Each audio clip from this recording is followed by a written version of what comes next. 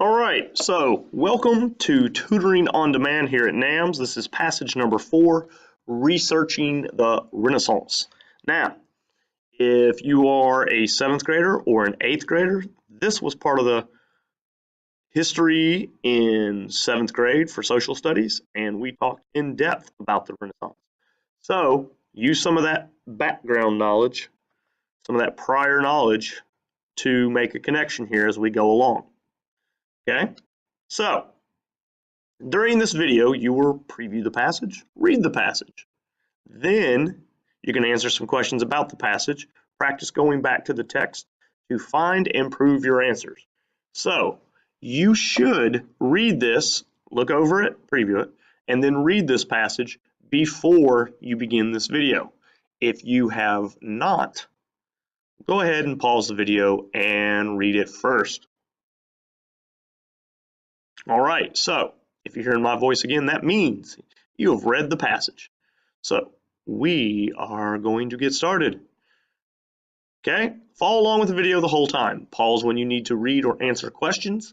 You may rewind to hear something again, but you may not fast forward to skip things. Remember, the goal is to learn, not just to get the right answer. Okay, let's not just go through the emotions here and get it done just to get it done. The whole reason we are doing this is to better yourself, to make sure you are learning. This is just some extra practice. If you're listening to this video, that means you're doing pretty good. And what we need you to do is just take it to the next level or just stay consistent. So make sure your goal is to learn here. We're not just going for the right answer. Now, again, quick hello from NAMS ELA. This is Mr. Gibbs, 7th grade ELA and social studies. Most of you know me. That's me. That's exactly what I look like in real life. I have a huge head and my eyes are really close together. I think I even have that NAMS t-shirt.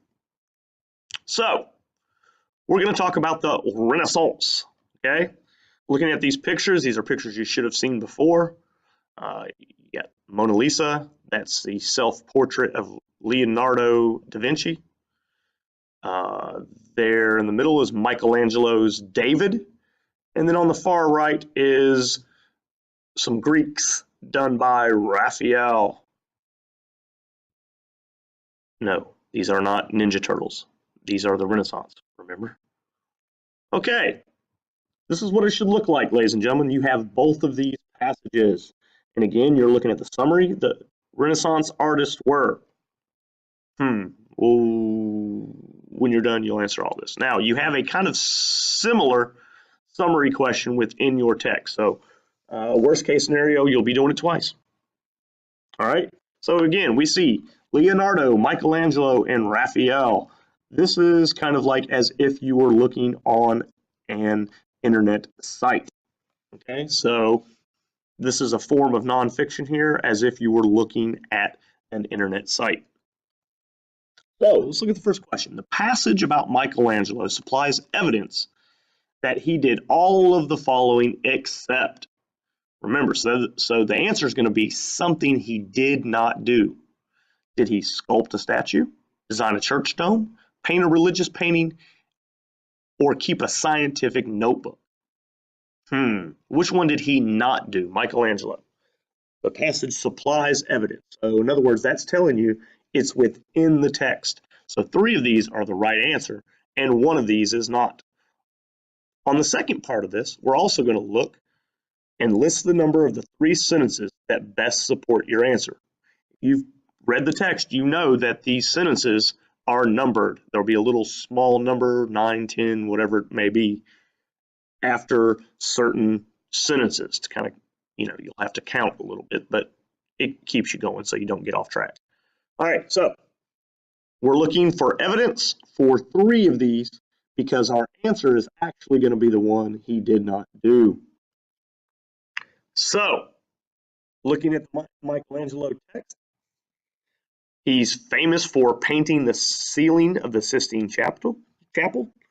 In Rome, he was sculpting a giant statue of the Hebrew King David. He also designed the dome of St. Peter's Church, and he painted many religious paintings. So, looking at the text, what evidence did the passage not supply? That's why, again, why they say except. So, what were we looking for here? Did he sculpt a statue? Yes, he did. Look at there by the number 1. Did he design a church dome? He designed the dome of St. Peter's Church in Rome. Did he paint a religious painting? My goodness, look, painted many religious paintings. So, D is the best answer because it does not say anything about him keeping a scientific notebook. Don't get confused on which one they're talking about. This is Michelangelo, the second part of the passage, the one that did David, King David. All right? Now, where did you get this evidence? Well, in 13, 14, and 16. Okay? See, I've put sent there like sentence. Okay, it's just short for that. So in 13, sentence 13, he talks about sculpting a statue. Sentence 14, designing the dome. And sentence 16 about painting a religious painting. So, scientific notebook is something that he did not do, or at least the passage did not supply evidence. Okay? So, look at number 2. Which of these did Leonardo probably also study?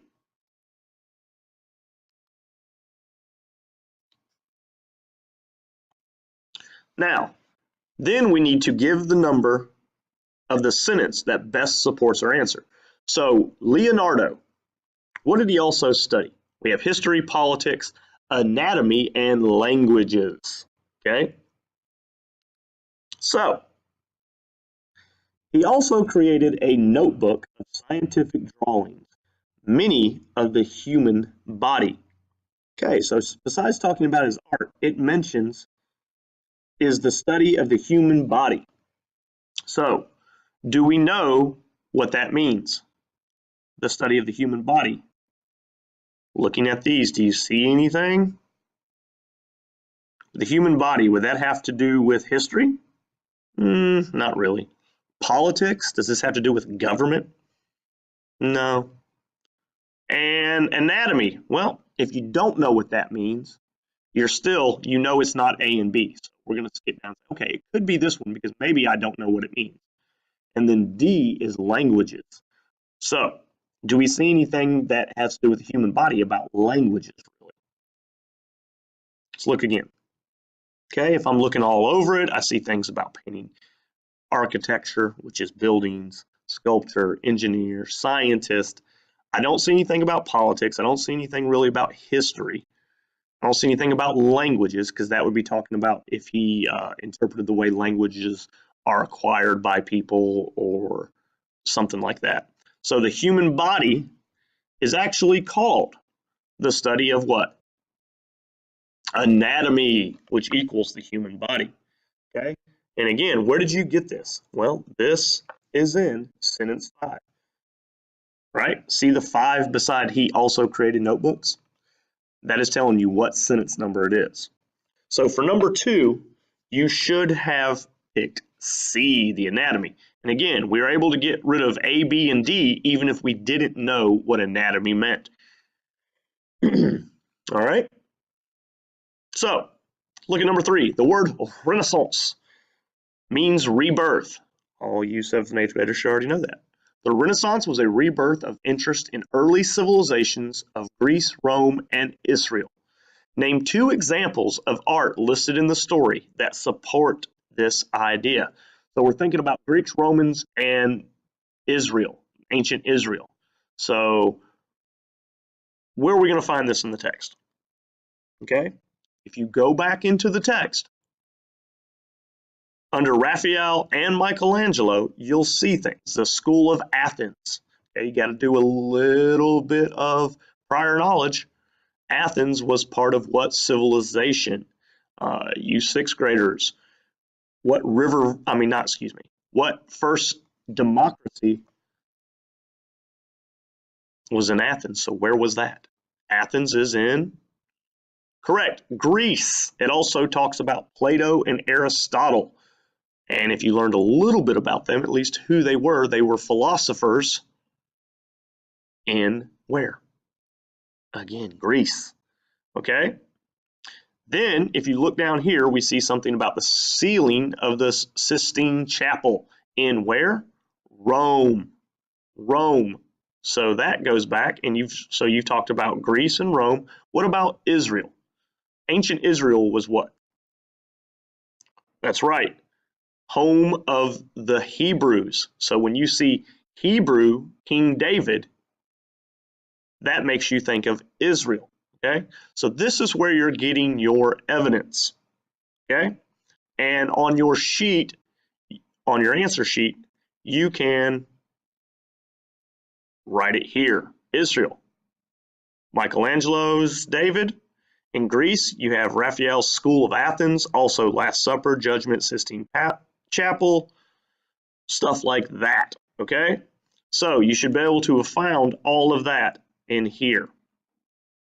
That was number 3. Number 4, is the underlying part of the following sentence a cause or effect? Okay? He is also famous for painting the Mona Lisa. Cause or effect? Okay? So who was famous? First, you got to go back in there and make sure you understand who they're talking about. He is famous for painting the Mona Lisa. Okay? Is this a cause or effect? Does painting the Mona Lisa cause him to become famous? Or is the Mona Lisa being famous an effect of him being a great artist? Well, that's what I'm asking you here. Was the Mona Lisa famous because he painted it? Or was he famous because the Mona Lisa made him famous? Okay, and again, look at he is also, there's a key word, famous for painting the Mona Lisa. He's talking about who? Michelangelo. So, which one is it? Cause or effect? It's a cause, because painting this beautiful painting in part of why he is famous. Okay? That is a cause. It caused him to be famous. It is not an effect. That it is a painting that is famous, but it is famous because he painted it. So it is a cause. Let's go on to number 5. Based on sentence 9 and 17, so that means you're going to have to go back into the text. You're going to have to refer back to the text and cite evidence. Which of the following general statements could you make about all 3 men? So you're looking at them as a whole. What are some general statements? This is kind of a summary. Their work survives them, their peers admired them, their reputation preceded them, and their work still inspires people. What is the best answer? Their work did survive them, true, but looking at 9 and 17, is that a fact? Okay. His paintings and notebooks influence artists and engineers today. His work of art are still admired and copied today. What key words are you hearing there twice? Today. So they mean in our modern time. We find that common language with the word today. So, which one talks about still about people today? Their work survives them. Well, yeah, that's true, but it doesn't really, it's just not the best answer. This would be a good answer, to be honest, but it's not the best answer. Okay, if we're talking about today, their peers admired them, means they would have been alive when these people were painted, Michelangelo, Leonardo, and Raphael. Their reputation preceded them. I mean, come on. And then their work still inspires people. D is the correct answer because they're still admired and inspires people today. Because again, look, A, that's true, but it's not specific enough. B and C, there is absolutely no evidence in the text to support this. Okay? So D would be the best answer. All right, so let's look at number 6. Name 3 things that all 3 men had in common. So if they have it in common, that means they all 3 had this aspect of their lives or something that they did that were the same. Okay? So, what can we find? Well, if you look, They're both Renaissance artists, famous painters. I see keywords like sculptor, painting religious images.